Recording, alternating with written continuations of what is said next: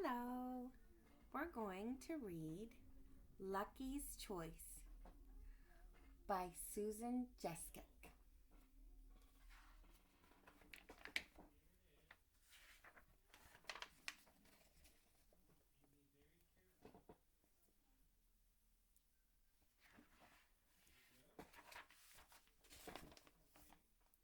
For Roger. Lucky was a house cat who lived in a very clean, locked apartment. Each day, his owner fed him, then left for work. He passed the day eating and sleeping and watching TV.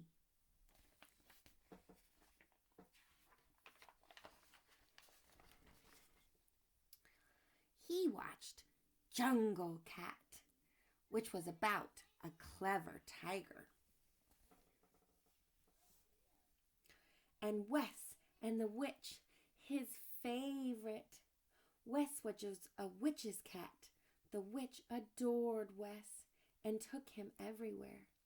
The high point of Lucky's day was watching for the cat lady who came to visit the alley cats each afternoon.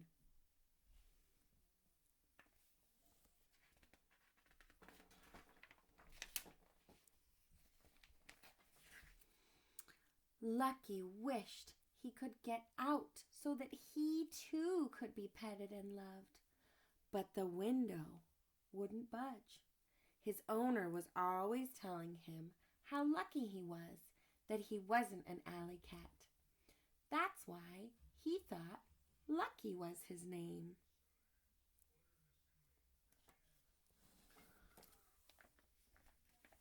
When his owner came home, Lucky greeted her warmly. He hoped she would pick him up and cuddle him, but she didn't. She fed him, saying either "good kitty" or "bad kitty," depending on the damage she found. And the usual "aren't you lucky to be housed, fed, and not have a worry in the world, unlike those miserable alley cats."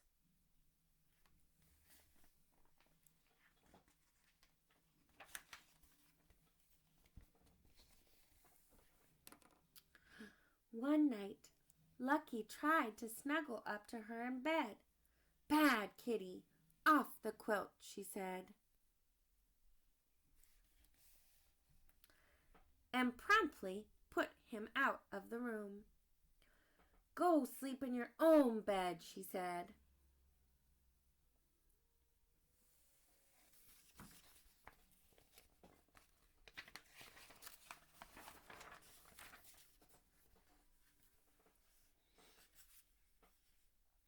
Lucky went to bed and dreamed he was Wes, the witch's cat, flying on her broom, being held in her arms, and sitting by her cozy fire.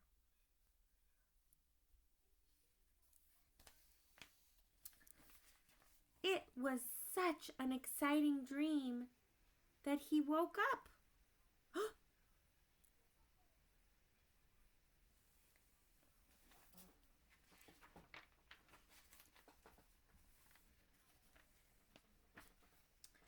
He longed to tell his dream to someone, but the bedroom door was locked and the alley was deserted.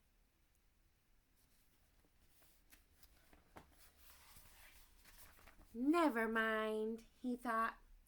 He jumped on the table and began telling his dream to a pretend audience.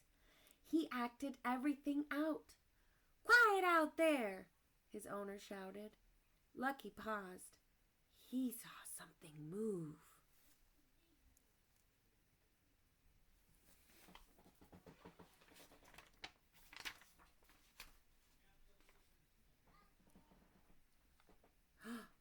A mouse!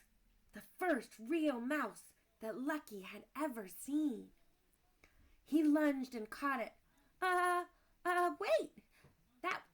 great dream," the mouse said, and fainted away. Ooh. Lucky was stunned and very flattered. He worked frantically to revive the mouse. That was how Lucky met Ezra.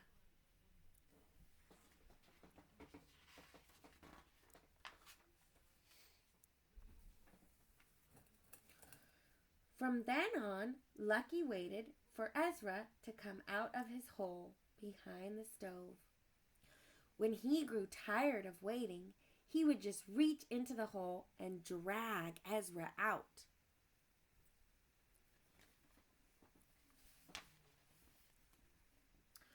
As the days went by, Ezra began to see that he was wanted as a playmate, not as a snack, and they became friends. Lucky thought that Ezra was very clever and wise.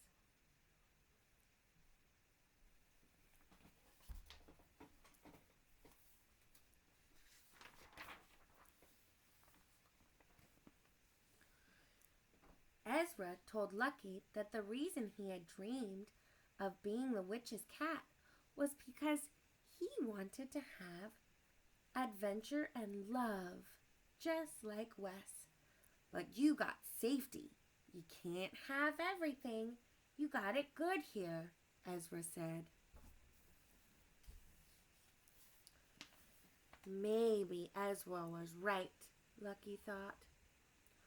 Although he didn't have a witch to love him, he had Ezra, and that made the days pass happily.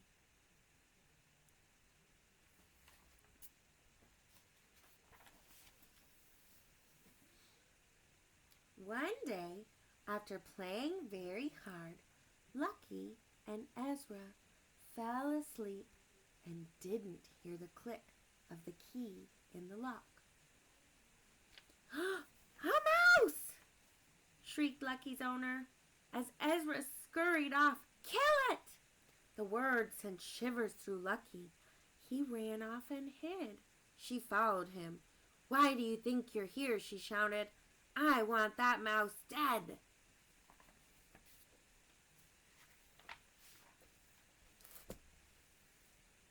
Every evening, she would ask, "Have you killed it?" Lucky pretended he didn't understand. "You silly cat! You don't know how lucky you are that I keep you," she said. Lucky did know that he couldn't kill his best and only friend. His owner cut back on his food to make him hungrier. She threatened to get an entertainer or another cat, and she began laying poison traps.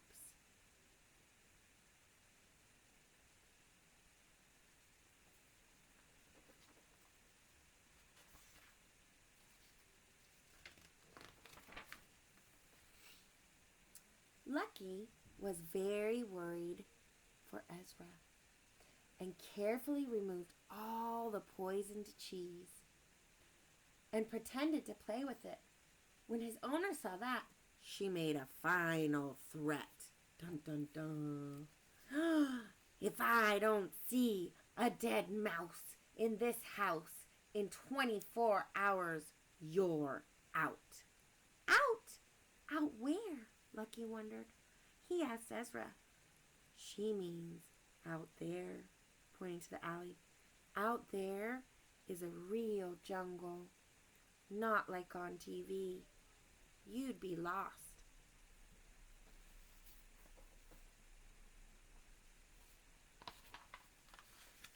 Now, it was Ezra who was worried. He decided to leave. "All I've ever wanted is to be a house mouse," he said. "This was the best place ever, and you're the best friend ever. You got it good here, and I'm not going to ruin it for you. Goodbye." Ezra leaped toward the windowsill, but Lucky stopped him and held him fast.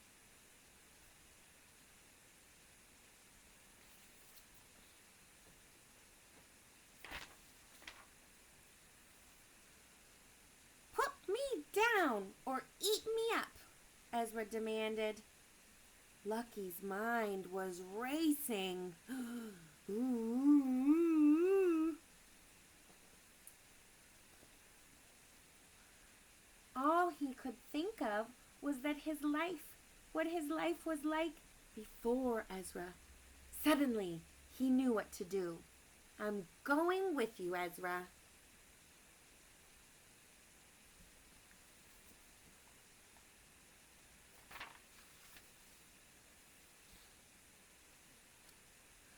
They wasted no time in working at the windowsill. Soon they were out and into the alley. They searched the garbage cans for food.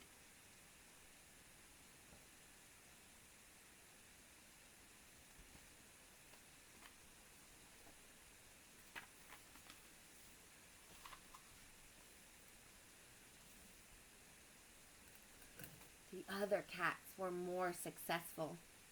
Lucky felt scared. He was beginning to think he had made a mistake. It grew chilly and the other cats disappeared. But Lucky and Ezra had nowhere to go. Suddenly, there was the sound of footsteps coming closer. They stopped in front of him. Lucky felt himself being stroked.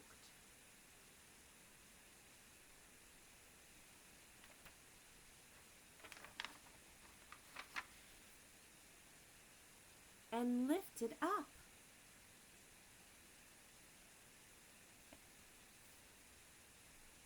It was the cat lady. "What a wonderful special pair you are," she said, noticing Ezra.